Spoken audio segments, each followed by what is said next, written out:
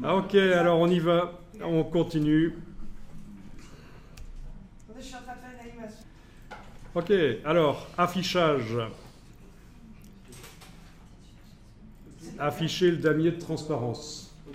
Vous avez le damier qui est fait mal aux yeux. On est d'accord? Je vais vous montrer ici comment vous allez pouvoir faire en sorte que, d'office, quand vous créez un document, il soit avec les caractéristiques que vous voulez, c'est-à-dire les couleurs que vous voulez dans la palette nuancier, le contenu de toutes les palettes, symboles, etc., formes aussi, mais également le damier transparence. Bon, ben allons-y, on va modifier le damier transparence ici.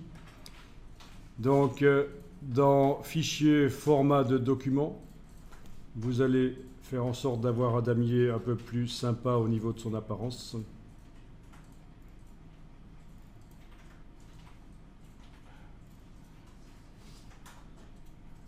Voilà.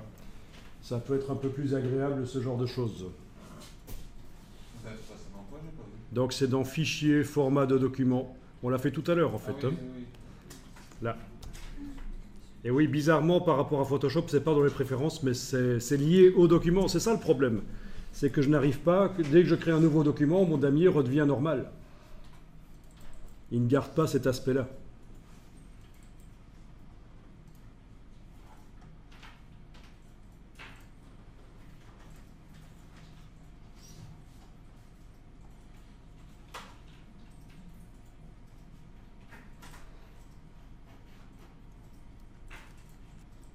Voilà, alors vous allez faire ceci.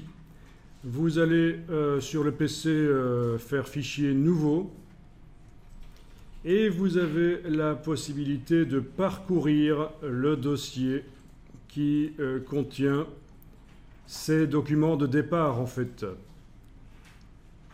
Donc vous avez ça dans la boîte nouveau document, dans les différents profils de départ. Parcourir.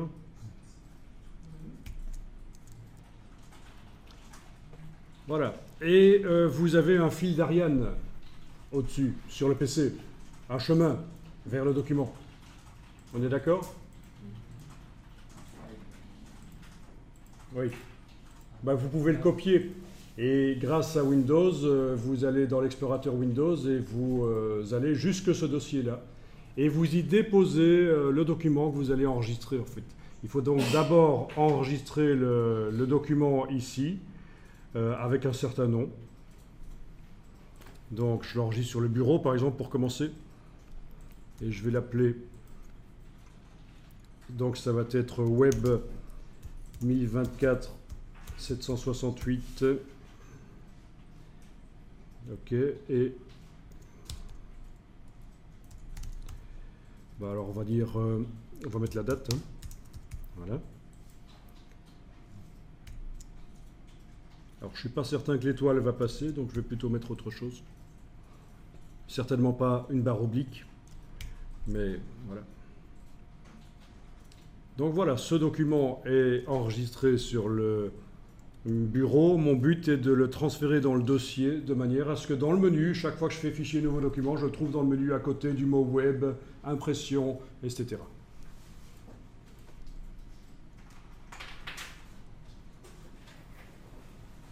Donc chez moi sur le Mac, ça se trouve dans ce chemin-là. Donc je vais y aller.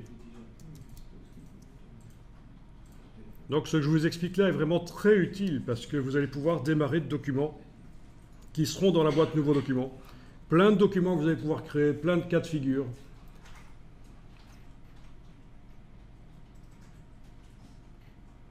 Ok, j'ai gardé une petite copie d'écran de l'endroit où ça se trouve et je vais me déplacer jusque là.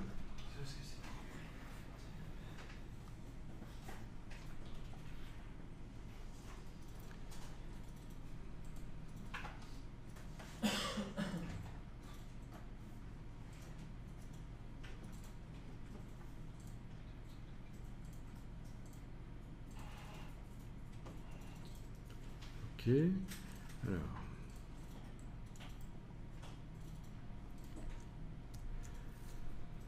Donc je suis dans le dossier. Il faut que je trouve le dossier bibliothèque qui, à mon avis, doit être caché.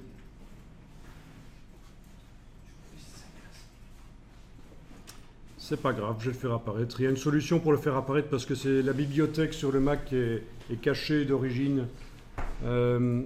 Donc la solution pour aller jusque la bibliothèque sur le Mac, c'est d'aller au niveau du gestionnaire de fichiers, le Finder, jusqu'au menu Aller, mais il faut enfoncer la touche Alt pour faire apparaître l'option bibliothèque, vous voyez. Donc ça, c'est une sécurité pour que les gens n'aillent pas chipoter dans la bibliothèque de l'ordinateur. Quand on fait tous mes fichiers, il n'y a pas de bibliothèque dedans? Tous mes fichiers, je ne sais pas.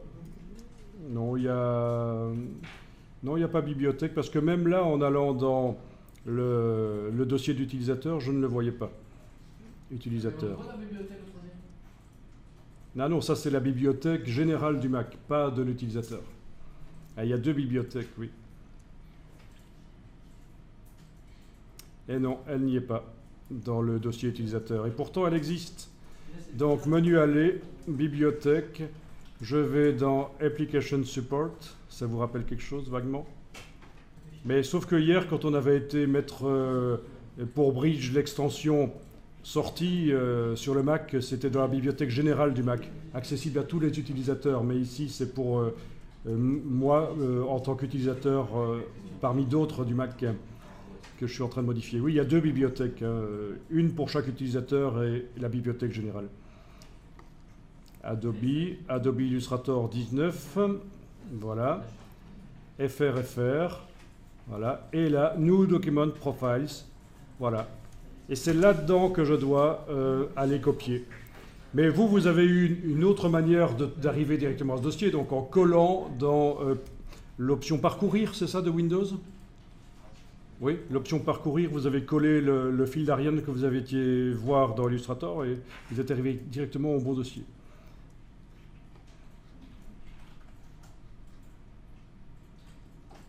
Voilà, donc le document, la web 1024, etc., je le mets là-dedans. Il est maintenant dans le dossier auquel Illustrator a accès. Et normalement, peut-être la fois suivante que je lance Illustrator, on va voir. Ah ben non, déjà maintenant. Quand je fais un nouveau document dans Illustrator, il est déjà là, dans la liste. OK. Et voilà. Et en plus d'Office, c'est transparent, parce que quand je l'ai enregistré, la transparence était affichée. On est d'accord? Donc extrêmement pratique de pouvoir comme ça démarrer, parce que c'est pas normal, chaque fois que vous créez un document Illustrator, de devoir adapter tous les outils et tout le comportement du document, le contenu des palettes, etc. Ça va pas, quoi. Autant faire un document qui regroupe tout et qui sert de document de départ. Et ça se demandait pourquoi ils ne l'ont pas fait nativement, des pratiques. Mais oui, ça ne garde pas d'une session à l'autre. Chaque fois qu'on ouvre un document, ça vient avec les paramètres du document, comme InDesign d'ailleurs. Parce que c'est une configuration de travail, c'est une manière de travailler, quoi. Chaque document est une manière de travailler. Ouais, mais dans Photoshop, ils font pas comme ça. Non, dans Photoshop, c'est pas comme ça. Les contenus, le comportement de Photoshop n'est pas lié à telle ou telle image que j'ouvre. Non. Mais à ce moment-là, c'est quoi l'intérêt qu'ils aient fait ça dans Illustrator par rapport à Photoshop Mais c'est le contenu des palettes, parce que quand je travaille un certain type de document, j'ai besoin de certaines brushes et pas dans un autre. Voilà. Sinon, il faudrait des milliers de brushes en permanence dans Illustrator pour tous les cas de figure, par exemple, ou des milliers de couleurs. C'est plus complexe. Hein. Illustrator et InDesign, c'est du XML, c'est vraiment une configuration de travail plus complexe que Photoshop. Photoshop, c'est juste une machine à pixels. Hein. Ça traite les pixels, c'est plus simple. OK, donc ça c'est intéressant.